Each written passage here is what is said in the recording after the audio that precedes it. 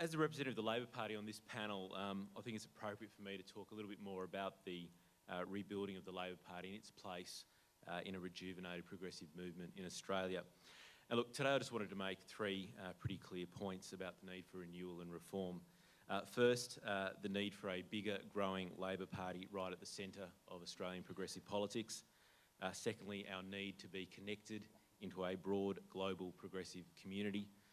And third, our need to embrace openness and participation, some of the things that Matt was just talking about, if we're to have a meaningful dialogue with people involved in progressive politics, both within and outside the Labor Party. But look, before I go into that, I did just want to do two things. And the first was just to recap a little bit on the dire situation that we face, and then second, to tell a bit of a story from our past. The 2010 National Review, recently concluded by former Premiers Bob Carr, Steve Bracks and Senator John Faulkner, painted a bleak picture for the future of Labor, as we all know. Like the Hawke-Rann Review before it, it belled the cat on the decline of Labor as a political party, not just a parliamentary party. Membership levels dropping by 25% in the last 3 years and a bigger, longer-term decline over the last 10 years. Branches closing across the country at an alarming rate. And Labor unable to staff polling booths in areas of traditional strength, industrial towns like Weipa in Queensland, where we didn't have a single campaign worker. All of these problems we have known, or many of us have known, for many years. They were raised in the Hawke-Rann Review, and indeed they were raised in reviews previous to that. And in the last 10 years, rather than act, Labor has sat on its hands. We have to be honest about that. And that's no longer an option for us as a party. We have to reform now, or we face a very uncertain future. And the debates that will be had at the 2011 National Conference in December will be critical for determining our future. So look, that's the situation now, but I wanted to take you back to 1902 to tell you a bit of a different story. It's a little bit more of a positive story and a bit more of a hopeful story, and I think it's instructive for the discussions that we're having today, and in this session in particular. And look, it's a story about Victoria, not New South Wales, so don't hold that against me. And it's a story about the days when we grew as a Labor Party rather than declined. And in that year, in 1902, the Victorian Political Labour Council, the PLC, the nascent Labor Party in Victoria, which unlike its cousins in New South Wales or Queensland, hadn't tasted political power or even been involved in opposition formally, employed an organiser by the name of Tom Mann. Now, you've heard his name once already this morning from Jenny about the name of a theatre down in Surrey Hills, where a few people were the other week. Now, Tom Mann was an Englishman, and he was an organiser in his day, a union organiser. And he just, in 1902, in the years previously, successfully concluded a big strike in the UK, the London Dock Workers' strike, with a guy called Ben Tillett. And a decade later, Tom Mann was visiting Australia primarily to investigate and see for himself the Antipodean socialism, which he'd heard much about. In those days, we were viewed as the social laboratory of the world, and Tom Mann was keen to see it. But within months of his arrival, the Victorian Trades Hall had grabbed him and asked him to use his skills in oratory to build the Labor Party in Victoria. Now, Mann's memoirs, published in the 1920s, tell us a story of the heady days of when a party organiser rode on train, on push bike, on horse, or walked to country areas and workplaces around the country to not only spread Labor's message, to do the persuasion work, as Mitch called it, but also to build the party organisationally. Turning up in country towns where they'd never seen a Labor person, Mann would carry with him a large bell, one of those big sort of school principal bells that you used to see in the old days. And he'd walk up and down the main street of these country towns where they'd never seen a Labor person in their life, and he'd be ringing his bell, announcing the arrival of a star Labor speaker that evening to spread the cause for Labor. Now, on arrival, people found that, of course, the star performer was Tom Mann himself. He wasn't, someone who'd just come in from out of town. So people were a little disappointed sometimes and often cynical. But after hearing him speak and persuade, of course, the sign-up rate for the party was huge. And his style as an organiser was captured by a Labor politician called George Elmsley, who said of Tom Mann, "He seems to say to the audience at these meetings, 'You've got hearts and brains, and I'm going to reach them.' And reach them he does, and what a time we have. No mincing, no smooching, no toning down, straight out the real thing, clear, pointed and explicit. Cheers for the Labor Party and Tom Mann are heartily given, and those who are favourable to the formation of a branch are asked to stay behind. Tom does not sit down. Before you know it, he's in there in the middle of the room explaining the rooms of the PLC and taking names down.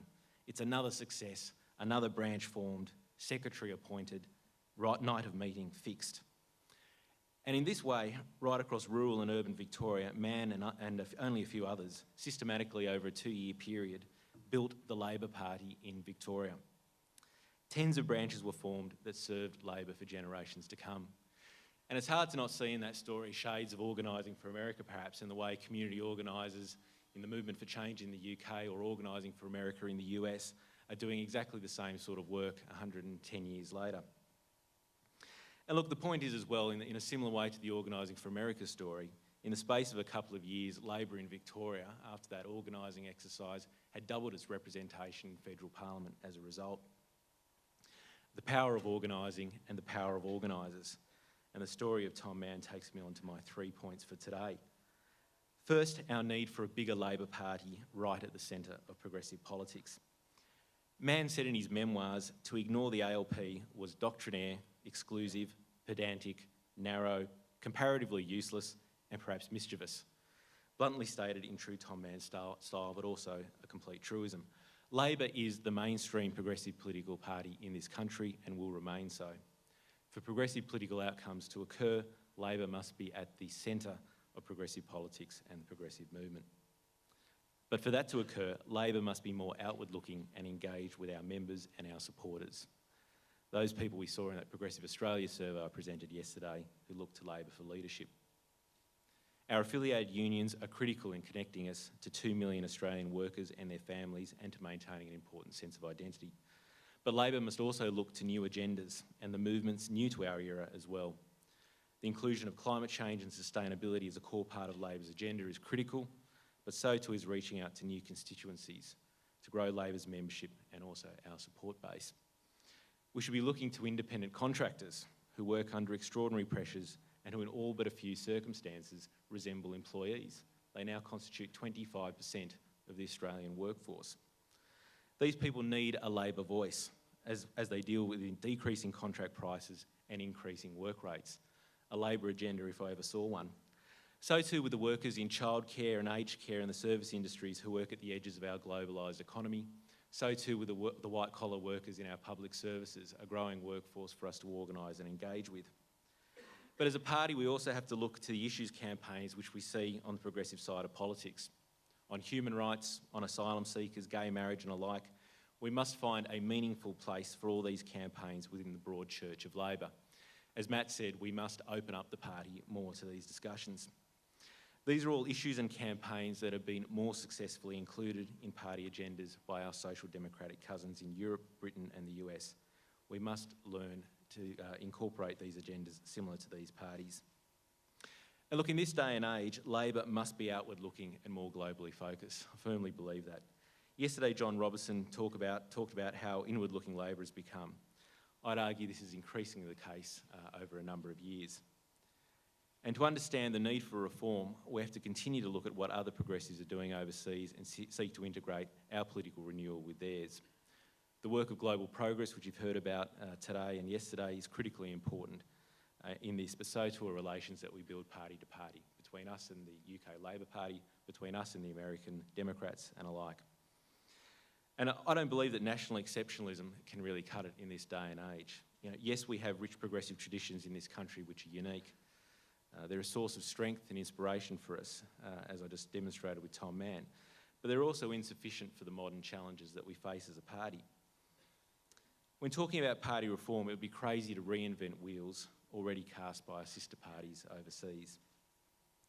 And internally, the good example from overseas is important in reforming the Labor Party. We have to hold up these good examples that we find from overseas and actually learn from them. And look, I ran into someone yesterday, Paul Smith. I'm not sure if he's here today, but he's someone who has actually worked with both the British Labor Party and also the Australian Labor Party. And look, he gave me something interesting yesterday, which he very nicely scanned in and emailed to me so I could print it off today. And look, what I wanted to show you is it's the ballot paper from the British Labor leadership elections. Now, 200,000 members of the British Labor Party received this ballot paper in their letterboxes in times to cast a vote for the British Labor Party election. Now, in it on the ballot paper, you have not only the election for the leader of the Labor Party, you also are able to vote for the pre-selection of your London Lord Mayor candidate, the Labor Party Treasurer, the National Executive of the party, as well as representatives on the National Policy Forum, the highest policy-making forum in the country. Now, I just ask you to imagine if you received that in your letterbox from the Australian Labor Party tomorrow.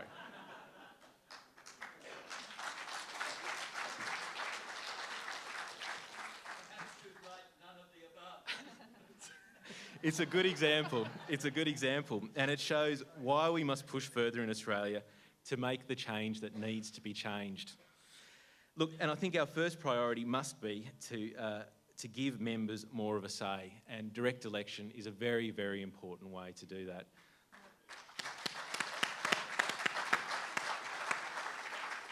And look, that really takes me on to my final point, which is to talk about the cause of the moment, which is organising. Of course, my story earlier about Tom Mann showed how ingrained in our own history organising actually is. But don't you think that it's amazing how easily forgotten or indeed buried that history is in our own party? Organising was once at the core of what we did, and we have to remember that we actually built this party from scratch. It didn't emerge as it currently is into the modern world. We had to build it.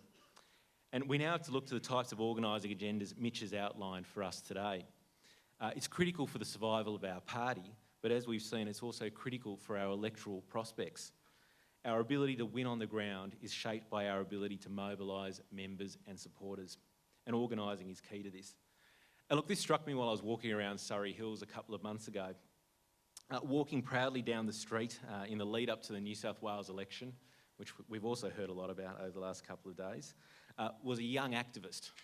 And in that T-shirt, walking down Crown Street in Surrey Hills, a black T-shirt with orange lettering emblazoned on it saying, Balmain Community Organiser.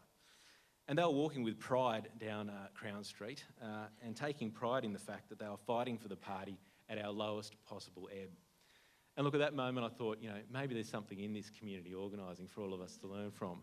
The fact that people would turn out in that sort of way to help us build at our toughest moment really said to me that there's a model here that we can use to actually rebuild the Labor Party and empower our members. So just in conclusion, for Labor, I think we have a bright future, but we do need to recognise that we need to reform, we need to rebuild, and we need to reconnect with our members, supporters, and also with our international friends. It's critically important.